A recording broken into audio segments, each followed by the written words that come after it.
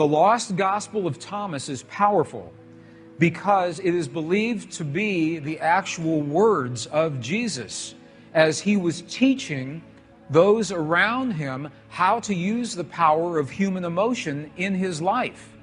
I'm going to share two of these images with you.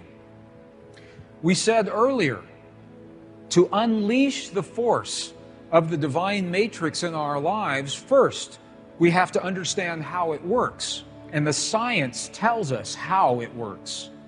Secondly, we must speak the language that the divine matrix recognizes, and science cannot tell us that.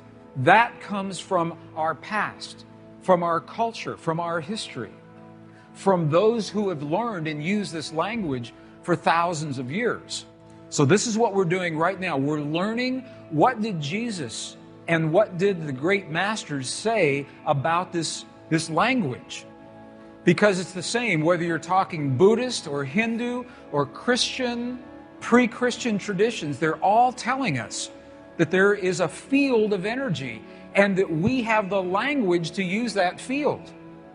This is an actual page out of the Gospel of Thomas. So we know that this ancient gospel actually existed. And you can see some of the letters. These are Greek letters. You can actually read some of, if you know Greek, you can see some of the Greek letters right here. In the Gospel of Thomas, two very important keys. This was written right around 300 years after the time of Jesus. In this gospel, okay, so here's what we're doing. We've been in the Buddhist monasteries in Tibet, and they're telling us that that feeling is the prayer, one. Two, that we must feel as if our prayers have already been answered. Okay, and now we're in an Egyptian monastery with the texts that used to be our tradition before they were edited. And we're going to look at the instructions that tell us how to do that. Okay if we do that? Is that good? Okay. Gospel of Thomas. If you have a copy of the Gospel of Thomas, this is verse 106, translated from the Nag Hammadi library. And if you do not have a copy, it's in our books, and you can go to any library and pick this up. Verse 106. Look at what the lost Gospel of Thomas says. It says, when you make the two, thought and emotion, one. So the Gospel of Thomas is talking about thought and emotion. It's saying when you make your thought and your emotion one, look at what happens. You will say to the mountain, mountain, move away, and the mountain will move away. It's saying that when you can marry your thought and your emotion into one single potent force, that is when you have the power to speak.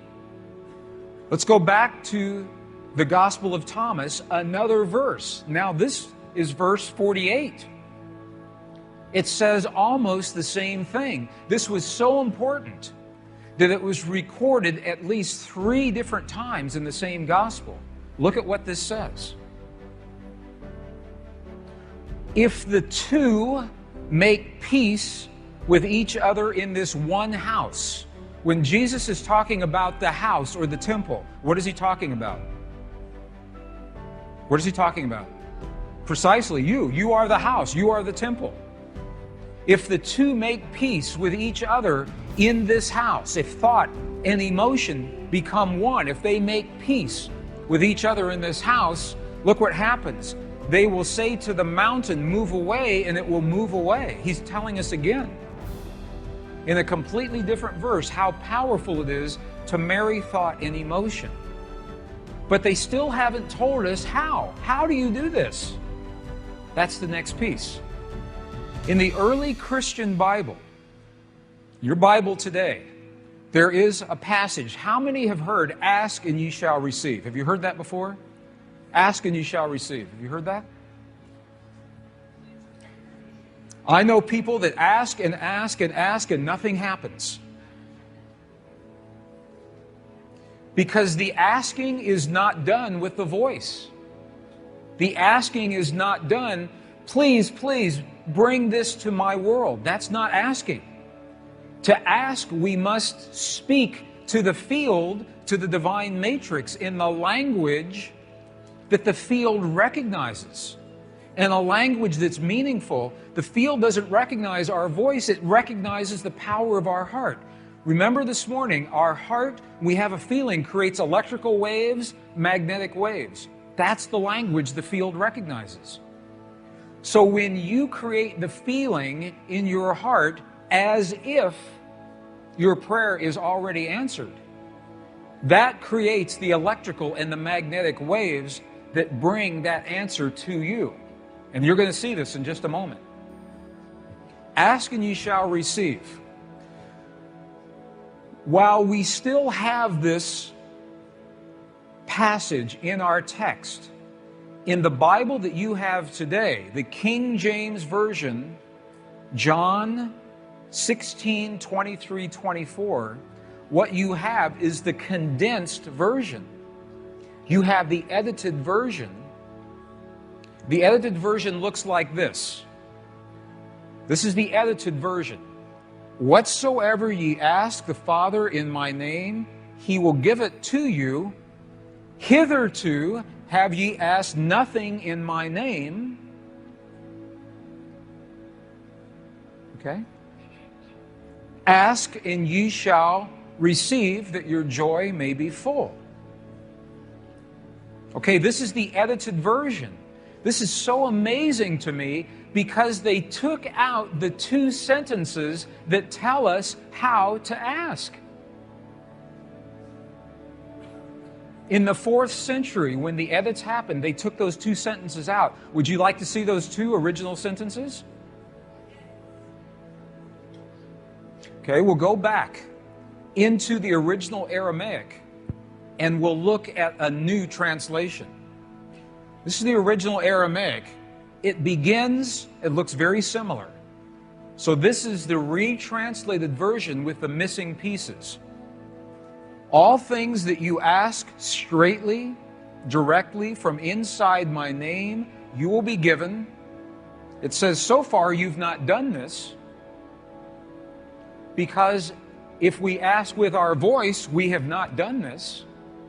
Now here's the piece that was edited. Here is what was lost. Look at these two very powerful sentences. Ask without hidden motive and be surrounded by your answer. Be enveloped by what you desire, that your gladness be full.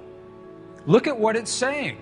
It's not saying to speak a word. It's saying to be surrounded, to feel as if. If you are surrounded, you are feeling as if your answer has already happened. Be enveloped. If you want the perfect relationship in your life, if you want the healing in the body of your loved ones, feel the feeling of what it is like as if that has already happened. Be enveloped by what you desire, because that is when your thought and your emotion become one. You think the thought of the healing in your loved ones, and you feel the love of that thought. They become one, and that is the language that this field recognizes. Does that make sense? Are you okay with that? You're going to see an example of this, another example here in just a moment. Ask without hidden motive. What does that mean? Hidden motive. Ask without judgment. This is precisely what the Buddhists are telling us. Ask without the judgment of the right or the wrong or the good or the bad. Ask without the ego. Ask from the heart. Is this meaningful to you? Is this helpful at all? Let me give you an example then. Because to be, if it says be surrounded, that means to feel as if. To feel as if. Now, if that sounds too religious, because it's from the Bible, we spoke this morning about Neville. the philosopher Neville early in the 20th century. His book, The Power of Awareness. Look at what he says. It's the same thing. Neville says, you must make your future dream a present fact now by assuming the feeling of your wish fulfilled to come from the place that it's already happened. Now, this is what those practitioners did with that cancerous tumor. I want to just elaborate on this a little bit. When those practitioners healed the woman with her tumor this morning, they did not judge the cancer as wrong or bad or right or good. There was no judgment. They accept that tumor as a possibility, one of many possibilities, because in the quantum world, all things are possible. So they didn't say, bad cancer, you must go away. Or we're going to operate on you, or we're going to use radiation on you. They didn't do that. They accepted the cancer as it was, without hidden motive, without judgment. And they said, now we're going to choose a new reality by feeling, assuming the feeling as if the woman is already healed. So what they did was they felt the feeling as if the woman was fully healed, fully enabled, fully capacitated, already happened. And the chant that they were using, wasa, wasa, loosely translates into the words, already done. Already done. And then when they got excited, they said, mate, means now, now, now, not a year from now, not a month from now, not 5 minutes from now, now, in the quantum world, now.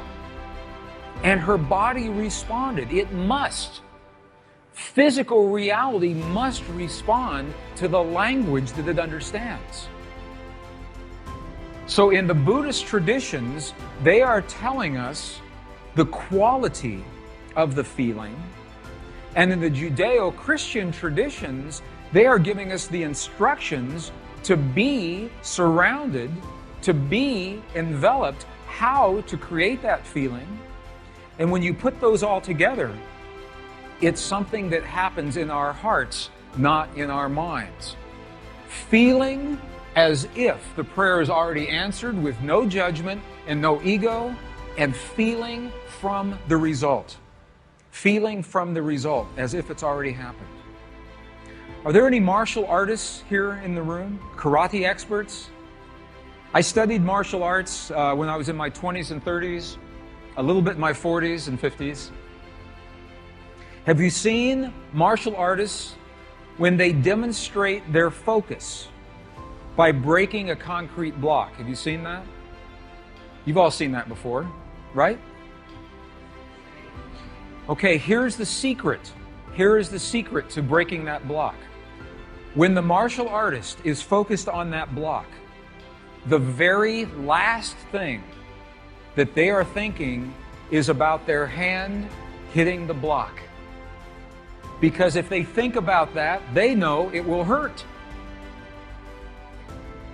So they focus on what happens after their hand has passed through the block, as if it has already happened. They focus on a place below the block and feel the feeling as if their hand is already in that place. That is a metaphor, that is an equivalent for what we're doing with the power of emotion. Feeling as if the experience has already happened.